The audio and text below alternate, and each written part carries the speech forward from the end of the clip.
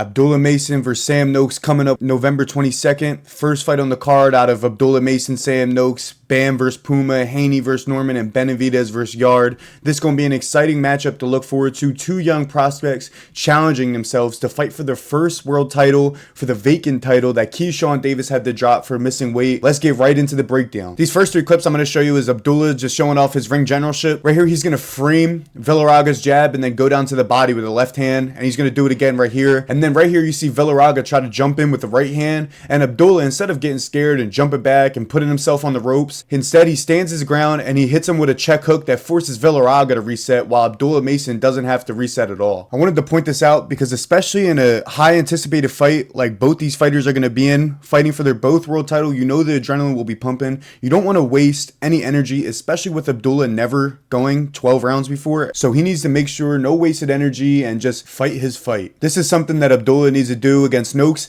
He needs to bait Noakes out with his jab and set him up with his jab. So right here, you're going to see Abdullah's going to throw out his jab a couple times, get Villaraga to react, and then he's going to throw a check hook when Villaraga tries to come in, and then he's going to do it again over here that gets Villaraga stumbling across the ring. Something that's super underrated from Abdullah Mason is his footwork, very overlooked, and he also can switch it, but he rarely has been doing it in his past fights because I just think he's been keeping it in his arsenal, not showing too much that he doesn't have to show on this stage yet until he has to bring it out when the time matters most. But right here, you're going to see him get in range, and then he's going to step back. Just one quick movement. Boom, boom. Right here, he steps back, gets out of range as he sees Villaraga throwing a right hand. And then he comes over top of the left hand, then switches to orthodox and comes up with a lead uppercut. This is beautiful work from Abdullah Mason, showing great footwork, vision, ring IQ, and switch hitting. This once again just shows Abdullah's ring generalship. Villaraga right here tries to clinch, and instead of letting him clinch, Abdullah uses his shoulder and his body to just use his frame to just shoulder him into the ropes to open up a body shot and just control Villaraga at all times.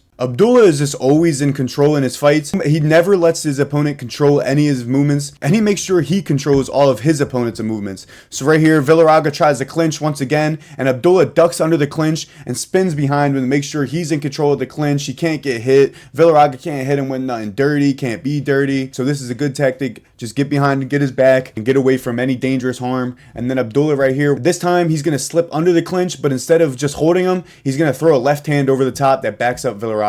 Switching over to Sam Noakes for his side of the breakdown now. Right here, we're going to see Noakes just try to rush in multiple times right here with his head on the line, just trying to walk right through the front door, which is just not going to work against Abdullah Mason. So this needs to not happen anytime in the fight with Abdullah Mason. In these clips right here, it's just lazy footwork from Sam Noakes, bringing his feet together, just very sloppy, lazy, sluggish kind of footwork. Sam Noakes, when he gets up close and he's in the pocket and he's in that firefight and he's in that range, he loses his stance and he loses his frame and structure, and he just squares up right in front of his opponent like this, which just makes him lose pop and just back and forth. Like, it's just not, it's not good to do this. You should not be squaring up in front of your opponent in the pocket. Last thing I want to mention for Sam Noakes is that he becomes telegraphed and very predictable. When he's about to jump in range and he's going to throw something, he starts tapping his feet like this. And then it's just a telltale sign for Abdullah when Noakes is going to try to jump in and land something. For Sam Noakes, keys to victory. Number one, he has to make this a fight. He has to make this a fight. He has to pressure Abdullah. Number two, constant pressure. Never let Abdullah rest. And number three, I need pressure, but not stupid pressure. I need you to stay tight. I need you to stay smart. Don't get out of line, or else Abdullah will get you out of there. For Abdullah Mason's keys to victory, Abdullah, I need you to stay patient. I need you to stay patient, number one. And then number two, with your patience, I need you to wait for your moments by baiting out Sam Noakes and setting him up with traps. Number three, I need you to be throwing straight shots, because with Sam Noakes bringing his feet together like that and squaring up, he's going to be open to falling down backwards to a straight hand that might not even hurt him, but just a flash knockdown because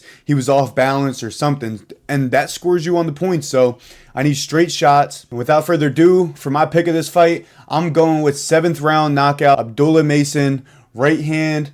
Sam Noakes tries to get back up, uppercut downstairs, uppercut upstairs, It's done. They wave it off. TKO. Abdullah Mason wins his first belt and becomes the youngest champion in boxing. Let me know how you guys see it. Let me know in the comments if I missed something or anything. So feel free to just let me know anything in the comments, any breakdowns you guys want to see, what you feel about the breakdown, what you feel about this fight. This is an exciting matchup. Two young prospects stepping into their contender eras at the very same time, fighting for the same belt, a vacant title.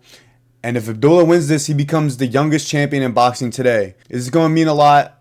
And I think Abdullah can get the job done. I think Abdullah is everything everybody says he is. And I think he's going to prove it time and time again until he's all the way at the top of the game. Without further ado, I'll see y'all in the next one. Much love. Peace.